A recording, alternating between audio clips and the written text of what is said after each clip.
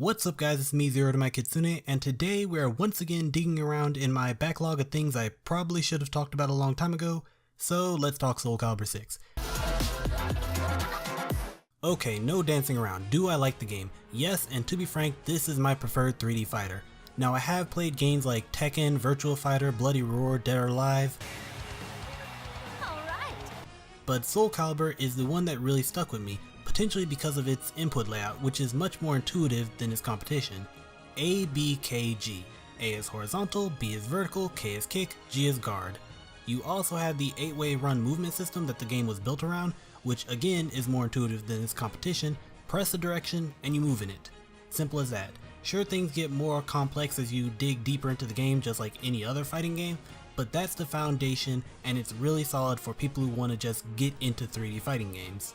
The characters are really varied with ninjas, knights, pirates, Harley Quinn, Black Wesker, and of all things Geralt of Rivia to say the least.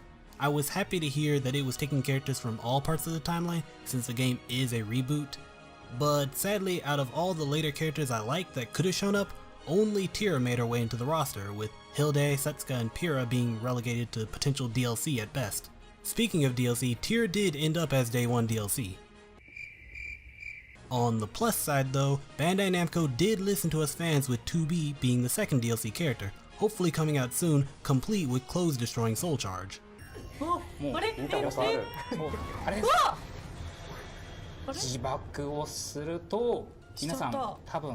that's what I call authentic. And having 2 more unknown DLC characters planned for the future. I don't know if there will be more after that, since fighting games getting multiple quote-unquote seasons of DLC is not a common thing and normally reserved for only extremely successful franchises. Whereas K-Flame Fighters, Bandai Namco, you cheap fuck. We will have to see how much fire is still within the fanbase after all the base DLC content is finished before making assumptions on that.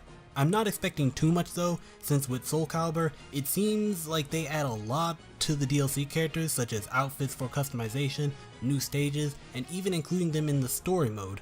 I'm pretty sure people didn't expect either Tira or Geralt to be referenced in the rebooted story of SoulCalibur 1. The story mode, funny enough, was the main reason this video is so late, since I wanted to at least try all the modes before I did a video, but to be honest, I couldn't be bothered to play the actual story mode. I do wholeheartedly believe that fighting games need a good single player experience to complement the online modes instead of pulling a Call of Duty and throwing out the story mode altogether. Fuck it! And I have enough reasons to believe that to make it its own video, but I also recognize the reality. Fighting game story modes kinda suck, and this one isn't all that different from what I'm seeing so far. Now the coolest part of the story mode is the timeline. Instead of simply being told when something is happening, the game actually shows it on the menu while also showing the character stories with it, because yes, the story mode is split up into 2, potentially 3 segments. The main campaign, where you play as multiple different characters, reading dialogue, watching cutscenes, and seeing the overall story of SoulCalibur 6. Then you have the character stories, which focus on one particular character and showing what they were doing at certain points in the timeline. A cool idea to be honest, and potentially the custom character story mode, which might be related to the main story. I'm not sure, gonna need to play more to figure that out. The story itself is okay, but from a AAA company I guess I was expecting something a lot closer to Tekken 7 story mode, which in my mind is still one of the best story modes mechanically speaking. Sure, NetherRealm story modes are basically movies, but Tekken 7 intertwined the story and the fighting in a way I hadn't seen, with cutscenes flowing straight into the battles, mid-match cutscenes, and dramatic slowdown without ruining the flow of combat, and just literally everything in that game's final battle. In SoulCalibur though, it's just average, which means it doesn't have anything to distract from the fact that the AI in most fighting games is not the best, since they tend to either be set to training dummy that attacks every once in a blue moon, and cheating AI that reads your inputs. The custom character story mode, or at least the part I did play, did alleviate that a bit with some crazy fight rules, like the opponent being faster and my personal favorite, the sliding floor. Way to make the fight exciting. Oh, she almost fell off.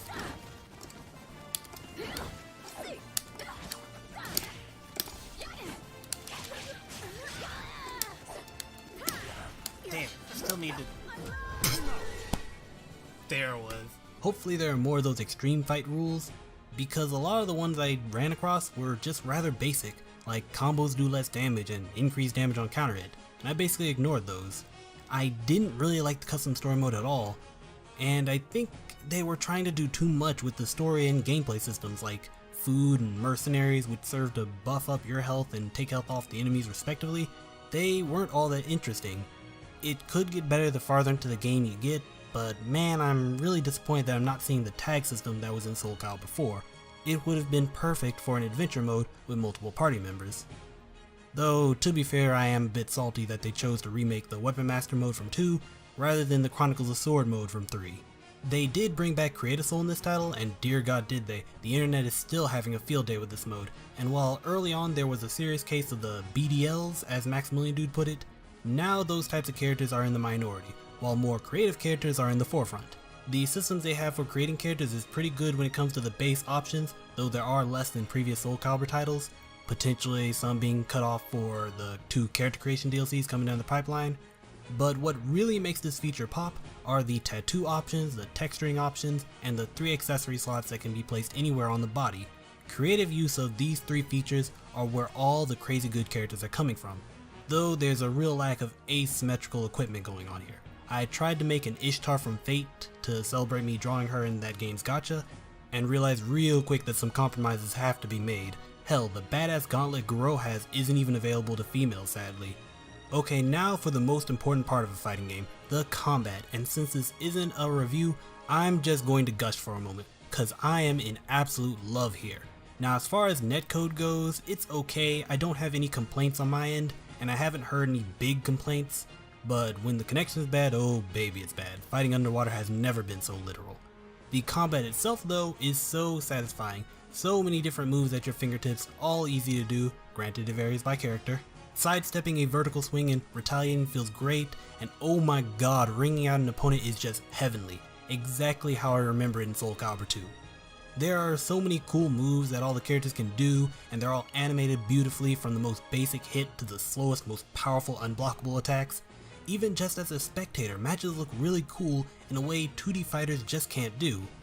I spent most of my time with Talum kinda playing a little Seongmina on the side, but even though I normally would instantly start training with a character with more assets like Ivy, since she's way more approachable in this game than something like SoulCalibur 2, or Taki, my OG SoulCalibur main, Talum with her wind stances and that badass tornado cannon, instant love. When I ring out someone with that move, I have half a mind to just walk away from the game since it ain't getting any better than that.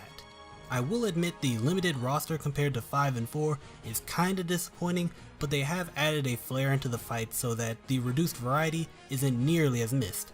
Characters have plenty of special moves with either dramatic or lengthy animations, and everyone has a new super move, though I think some of them could use a little polish. Looking at you, Seongmina.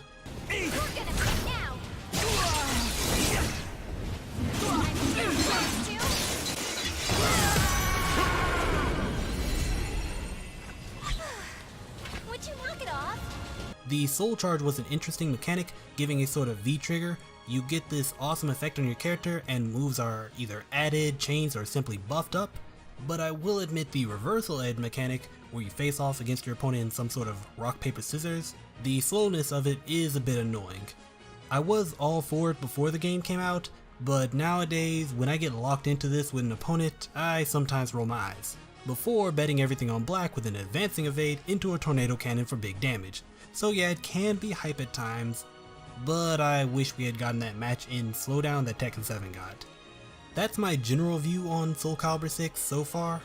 Basically, as far as combat goes, I am absolutely in love with this game. I can't wait to play more of it, and I will eventually get all the DLC to support this game financially. But as far as story content and some of the in-game flair, I kinda wish the devs took more pages out of Tekken 7's book. But it's still a good product. One thing I really hope this game can do is break through that competitive FGC ceiling to give Bandai Namco enough reason to have a season 2 of updates and DLC. But only time will tell on that one. Either way, I like this game, I do recommend you get it, and I might still do a review on it. Let me know if you want that. But for now, I'll see you guys next time. Peace.